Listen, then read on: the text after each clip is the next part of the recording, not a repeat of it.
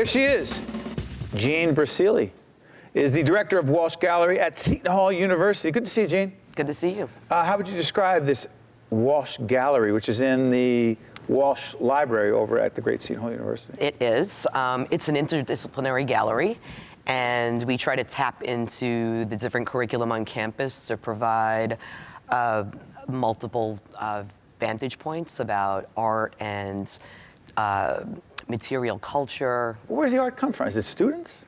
It comes from all over the place. We've recently had loans from the Sag Harbor Whaling Museum on Long Island. We had loans from the Museum of Early Trades and Crafts in Madison, and we also show a lot of our own collections in the gallery, but we do work with local artists. And also from Newark. I mean, we're here at the Newark Museum. There's some Newark artists, right?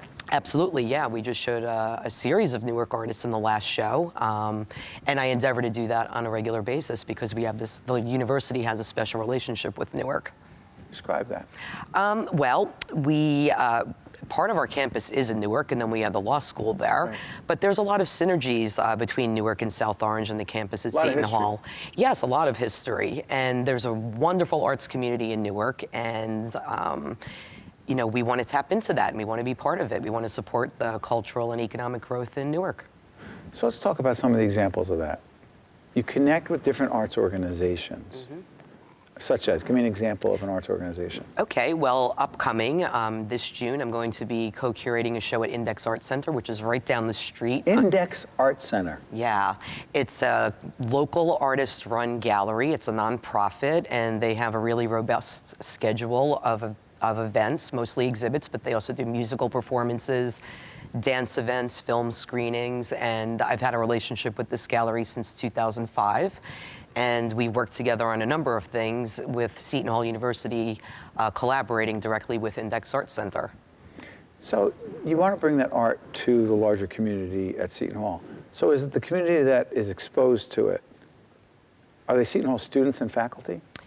Yes, but we have a much broader audience than that. We recently had people visit from Michigan. We had people come from Seagirt, New Jersey. We really have a broad visitor base from primarily New York, Pennsylvania, and New Jersey.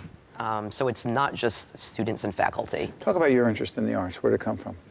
That's a good question. I told my mom she used to always bring me to museums and cultural events as a young kid. And although she didn't bring me to a lot of art museums, I think that really rubbed off on me at this appreciation of culture.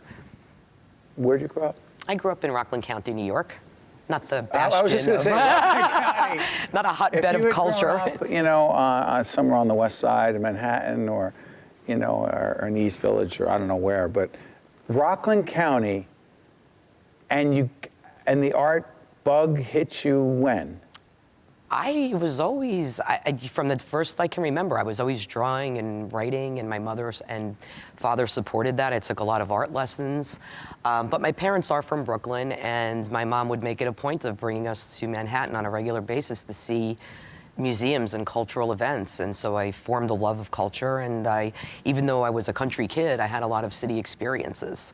That's interesting. It's always fascinating how people get exposed to the arts and get turned on to it and have these careers.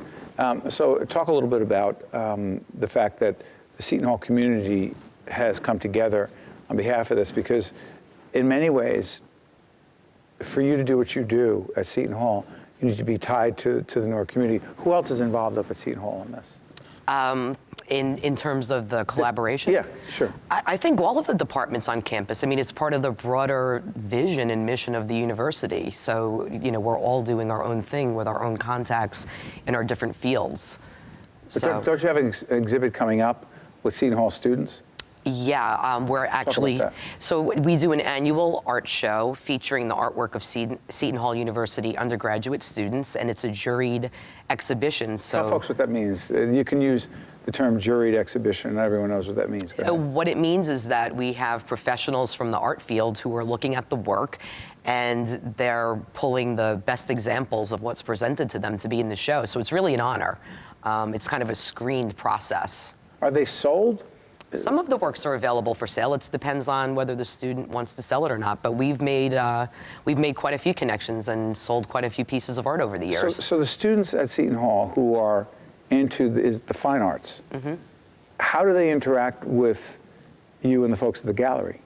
Well, we host the student show. Very often they wind up volunteering or interning or getting work-study positions in the gallery.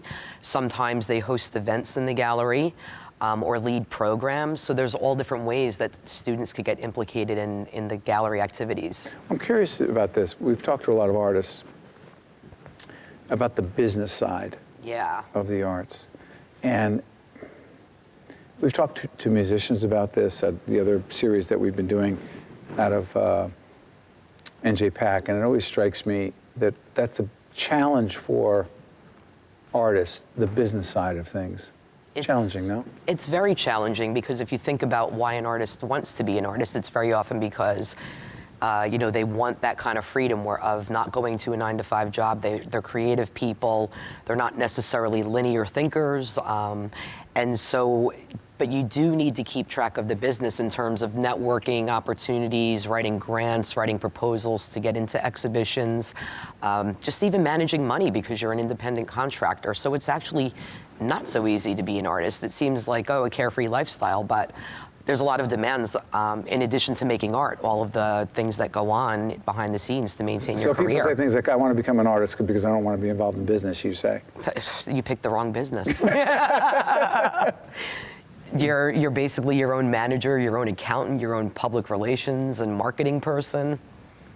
It's interesting. You can't do the art of public broadcasting if you don't understand the business. You can't be in art if you don't understand the business. And Absolutely. So you've helped a lot of people. Listen, wish you and your colleagues up at Seton Hall nothing but the best at the Walsh Gallery. Keep up the good work. Thank you very much. Pleasure to be here.